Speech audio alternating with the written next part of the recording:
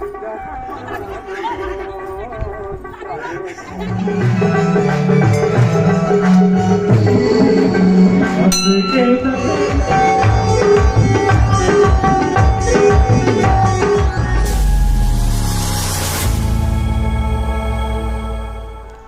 दगड़ियों, कैसे हो आप लोग? उम्मीद करते हैं आप लोग स्वस्थ और मस्त होंगे, अपनी फैमिली के साथ व्यस्त होंगे। तो दगड़ियों फिर से आपका स्वागत है मेरे एक नए ब्लॉग में। तो दगड़ियों आज दिन की शुरुआत मैंने कर लिया, करीबन बज चुके हैं अभी 3:30 से 4 बज चुके हैं दिन के।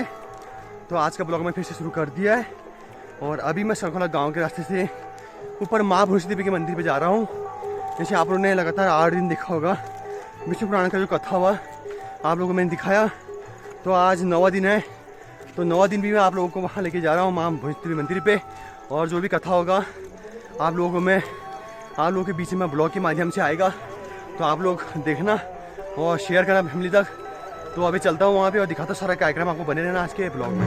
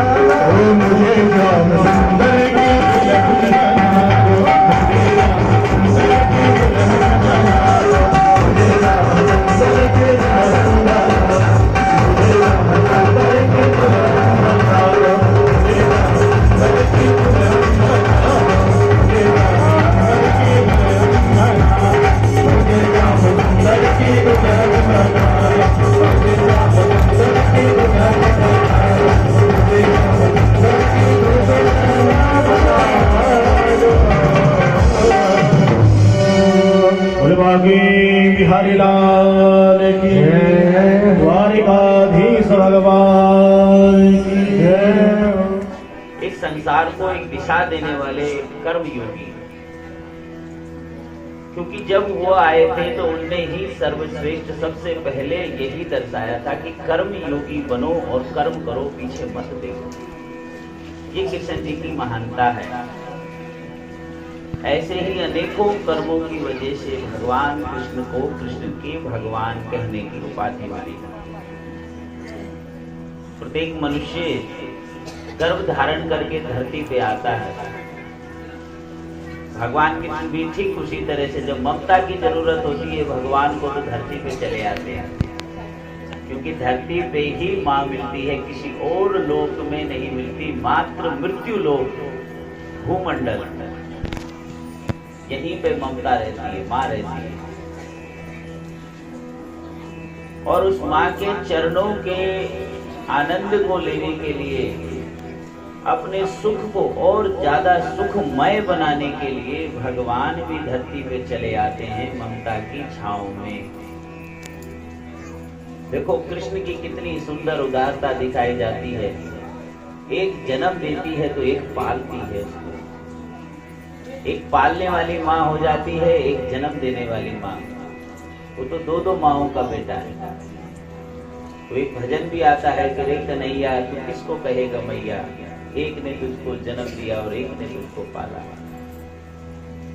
तो कृष्ण ने दोनों के बीच में बात रखते हुए एक बात को कह दिया कि कर्म, कर्म और कर्म, कर्म की श्रेष्ठता है, कर्म की महानता है। कर्म योगी बनने वाला व्यक्ति ना इधर देखता है ना उधर देखता है, वो सबका ही एक बराबर सम्मान करता है, एक जैसा। वही कर्म की महानता है। भगवान कृष्ण बड़े ही सुंदर शब्दों में छोटा सा एक प्यारा सा नाम कृष्ण, ममतामय नाम कृष्ण, उदारता का नाम कृष्ण, भक्तों की परीक्षा लेने वाले का नाम भी कृष्ण। तो मैंने जो ये प्रसंग छेड़ा है कृष्ण का, वो इसलिए कि आज मैं थोड़ी सी कठिन परीक्षा वाली एक कथा सुनाना चाहता हूं, जिसमें धर्म की रक्षा कैसे हुई, कहां हुई, किसको अभिमान हुआ, कैसे किसका अभिमान कृष्ण भगवान ने अपने ज्ञान चक्षुओं से उनको ज्ञान पहुंचाया, उनके अंदर में भक्ति का दीप जलाया। जो अभिमान भर रहे थे उनका अभिमान भंग किया। अर्जुन को तो हम सब जानते हैं। पांडवों में से एक भाई जिसका नाम अर्जुन, महान धनुधर, महान योद्धा, जिनके सारथी बने स्वयं भगवान कृष्ण, उसको भी अहंकार हो जाता है। कैसे?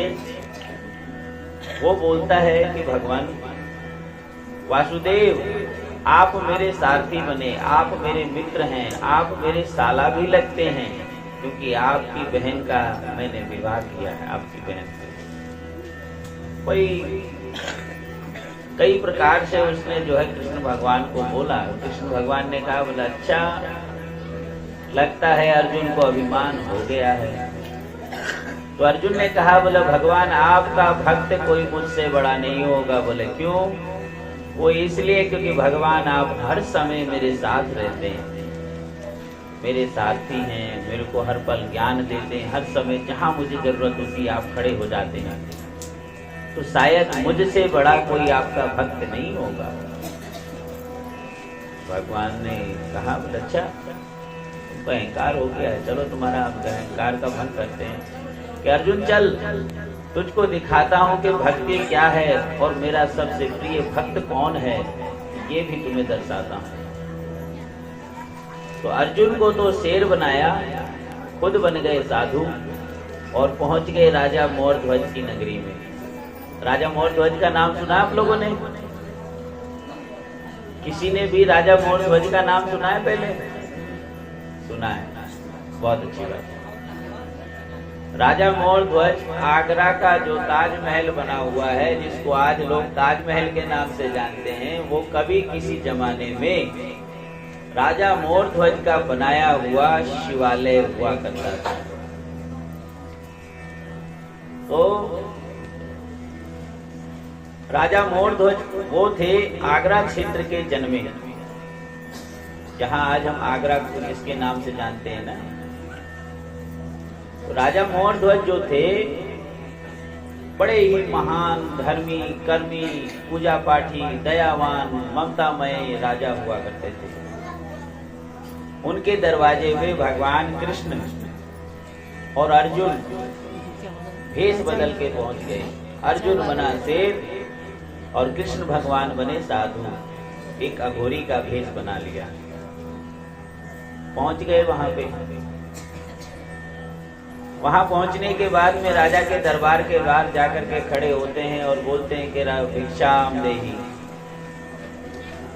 तो अंदर से दरबान सेवक निकल के आता है, बोलो महाराज क्या सेवा कर सकता हूं। तो उसने कहा, बोले कि आपसे हमारा कोई नहीं, आप राजन को बुला दीजिए, राजा को बुला दीजिए, हम उन्हीं से कहेंगे कि हमको क्या चाहिए। ठीक है। सेवक अंदर गया। अंदर जाकर के राजा से कहता है कि राजा साहब चाहता है कि आपसे ही अपनी जो भी उसकी मनो इच्छा है वो उससे आपसे ही मांगना चाहता है। ठीक है। राजा जी स्वयं चल के आए और उनसे पूछा कि क्या मैं आपकी सेवा कर सकता हूं भगवान, मुझे आज्ञा कीजिए। अब धर्म की बात है और अपने अपने धर्म को निभाने की बात है। जब भगवान परीक्षा लेते हैं, जब भगवान लीला करते हैं, तो कुछ ऐसी लीला करते हैं कि आदमी के आंसू निकल आते हैं और रोने लगता है, छाती फट जाती है, दुखों का पार टूट पड़ता है। लेकिन जब सारी परीक्षा को पार करते हैं, सब सुखमय हो जाता है, आनंदमय हो जाता है, उससे भी दुगना हो जाता है। तो राजा मोर ध्वज की नगरी में पहुंच करके उनने भिक्षा मांगी। राजा ने कहा क्या चाहिए? तो साधु ने कहा, बोले कि ऐसा है, हमें भिक्षा में हमारा शेर भूखा है और ये शेर एक नन्हे शिशु को खाता है। क्या आप ऐसा कर सकते हो कि कोई ऐसा शिशु हो जिसको हम इसको पेट भर के खिला सकें? अब राजा ने कहा, बोले ये तो बड़ी विचित्र समस्या है प्रभु, मैं तो ऐसा कुछ कह नहीं सकता, लेकिन मैं जरा एक बार पता कर लेता हूँ। तो अपनी पत्नी से परामर्श करता है, जाके उसको बताता है कि साधु आया है दरवाजे पे और वो भिक्षा मांग रहा है और भिक्षा में एक शिशु मांग रहा है। उस राजा का एक ही लड़का था, मात्र एक लड़का, 10 वर्ष की आयु उसकी। अब भगवान ने उससे कहा और वो उसने अंदर जाकर के अपनी पत्नी से कहा और पत्नी ने उससे कहा, बोले कि ठीक है, जब धर्म की बात है, अगर ऐसा है तो हम पूछ लेते हैं। तो दोनों गए और भिक्षुक के पास जाके बोले कि अघोरी बाबा जी, जिसके लिए आप मांग रहे हो, माना मैंने उसको जन्म दिया है, लेकिन उसके मृत्यु पे अधिकार मेरा नहीं है, उसके जीवन का अधिकार उसका स्वयं का है। बड़े ही सुंदर शब्दों में उसने कह दिया और उसने कहा, मैं अपने बेटे से पूछ के बताती हूँ। अब वो माँ अपने बेटे से पूछने के लिए बेटे को आवाज लगाती है, बेटा आता है। माँ बाप दोनों ही बड़े शोक गंभीर सोचते हुए रोने जैसा चेहरा बना करके बैठे हुए हैं। बेटे ने पूछा, माँ क्या हुआ, आप इतने दुखी क्यों हैं, बताइए ना क्या कारण है। तो माँ ने रोते हुए इशारे में कहा, बोले बेटा, धर्म की रक्षा के लिए एक समस्या आन पड़ी है और परीक्षा भगवान ले रहा है, मैं क्या कर सकता हूँ माँ, आप बताइए। बोला बेटा, तेरे को एक शेर को खिलाना है। बोला अच्छा। तो बेटा हंसते हुए कहता है, बोला मेरे अहो भाग्य, मैं धन्य हो गया कि मैं अपने माता पिता के किसी काम तो आया, मेरा ये जीवन किसी कार्य तो आया। अन्यथा ये जीवन किसी काम का नहीं रह जाता। बड़े ही सुंदर शब्द में बच्चे ने भी कह दिया। अब वो तीनों जाकर के सामने रघोरी बाबा के खड़े हो जाते हैं और बोलते हैं, बोला बाबा ये है आपके शेर का भोजन। तो बाबा बोलते हैं, बोला और कठिन परीक्षा लेनी है इनकी, अभी नहीं हुआ। तो कहते हैं कि दोनों माता पिता मिलके इसको काटो, इसको कूटो, इसको बनाओ और खुशी के गीत गाते हुए बनाओ। किस माँ में इतनी ताकत होगी अपने लाल को ऐसा करते हुए वो रोए ना? किसी में नहीं। छाती फट जाती है, हृदय टूट जाता है, आंखें बिखर आती हैं, ममता की मूर्ति बाहर रोने लगती है, गंगा जमुना दोनों आंखों से बहने लगती है। तो शांत हो जा मेरी माँ, बस बस शांत हो जा, शांत हो जा, मैं देख रहा हूं, चिल्लाना नहीं। तो भगवान की परीक्षा है ना, ये तो भगवान की लीला है। मैं ये कथा सुनाना नहीं चाहता था, पर पता नहीं क्यों हृदय ने कुछ कहा और मैंने ये शब्द निकाल दिए।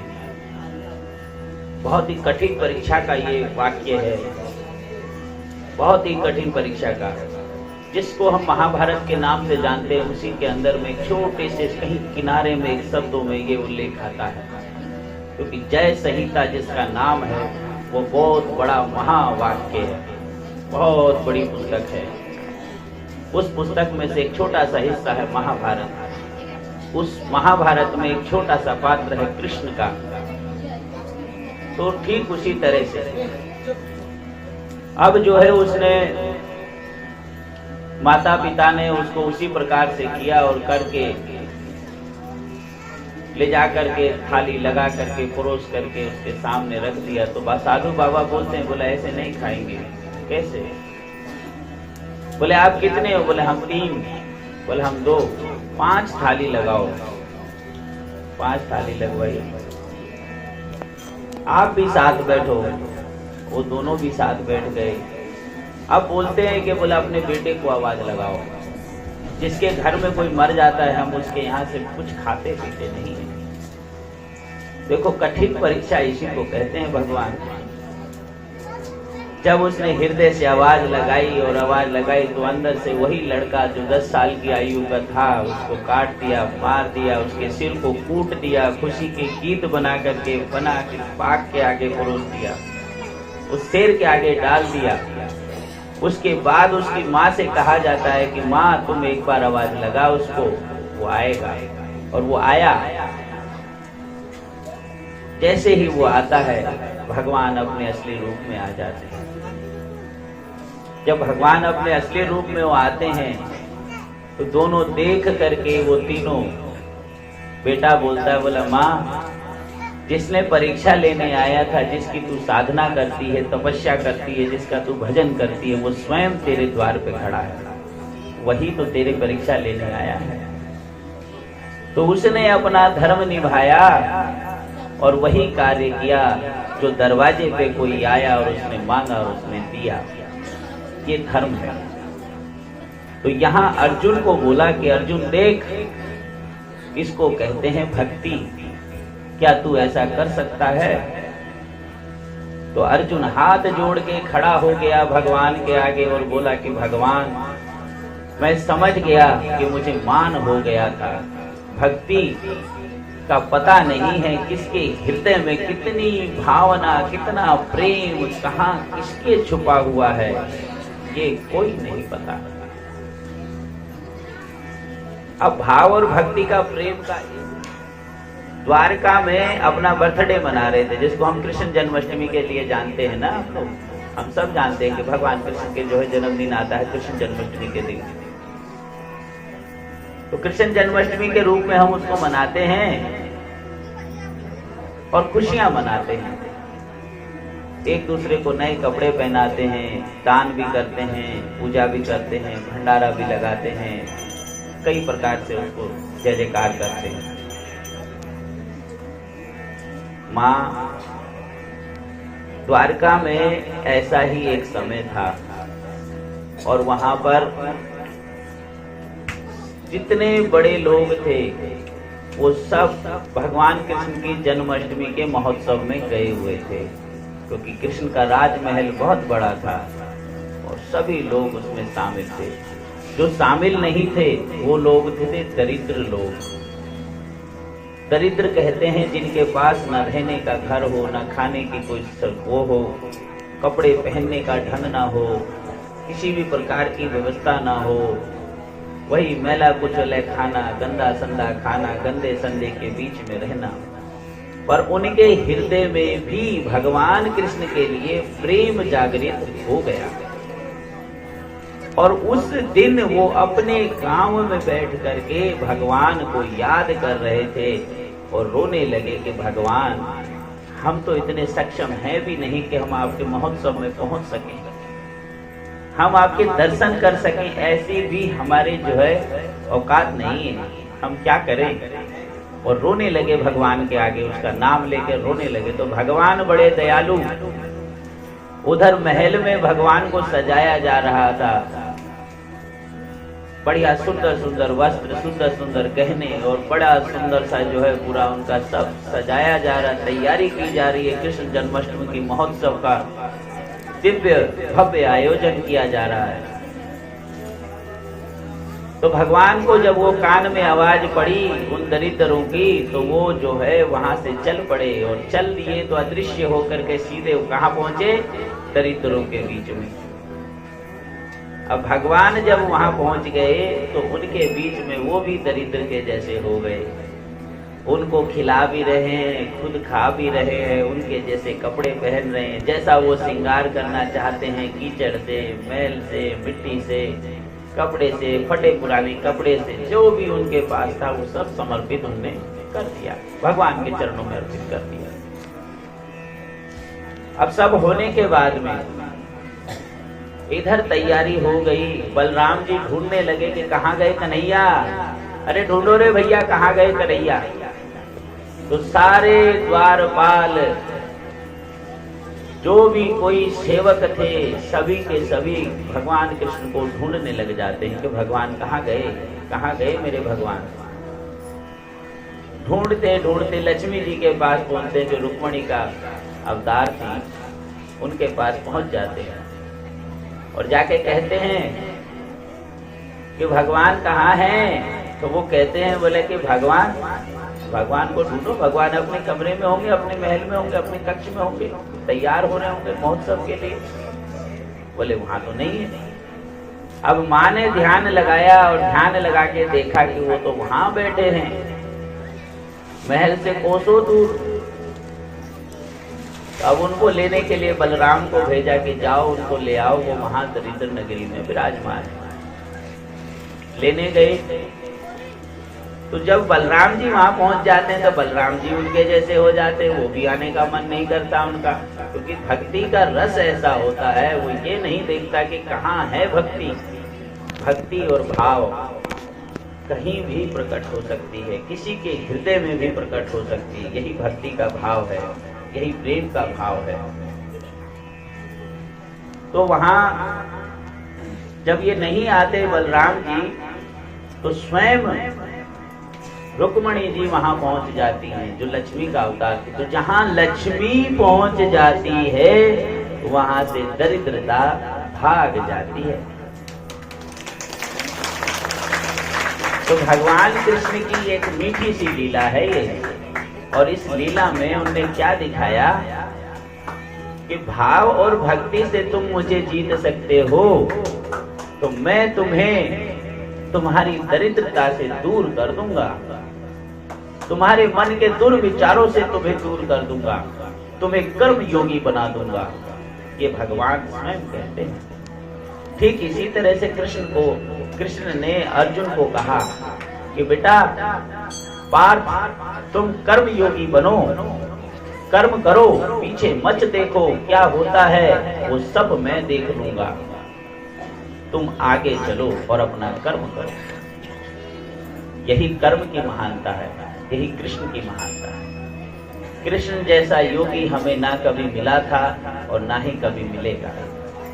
इसीलिए बोलो भगवान कृष्ण की, भगवान कृष्ण की, माता भुवनेश्वरी की, माता भुवनेश्वरी की। हर हर हर हर हर हर ओम।